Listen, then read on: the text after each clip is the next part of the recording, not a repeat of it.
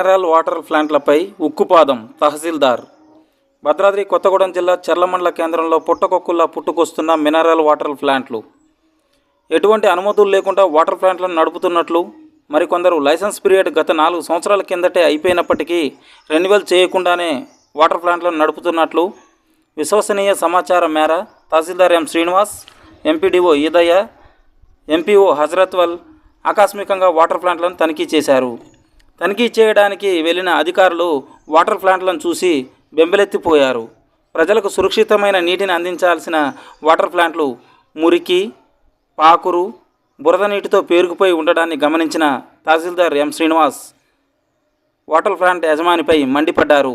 చర్లమండల కేంద్రంలోని వాటర్ ప్లాంట్లన్నీ పరిశుభ్రంగా ఉంచాలని, ప్రజలకు పరిశుభ్రమైన నీటిని అందించాలని, ఇప్పటికే ప్రజలు కల్తీ ఆహార పదార్థాలు తిని సగానికి వారి ఆరోగ్యాలు పాడైపోయాయని, మనిషి తాగే గుక్కడి నీళ్ళనైనా పరిశుభ్రమైన వాటర్ని అందించాలని తహసీల్దార్ వాటర్ ప్లాంట్ యజమానులకు సూచించారు.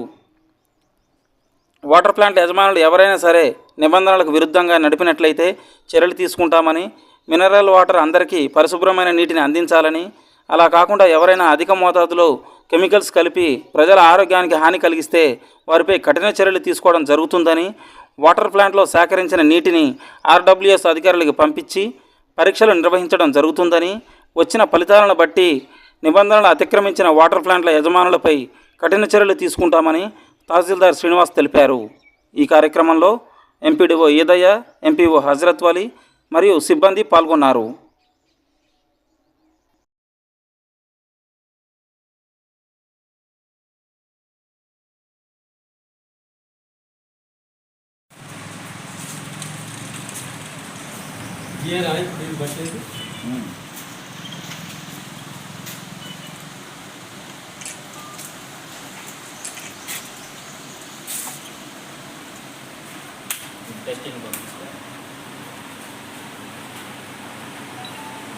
వాళ్ళ అదొక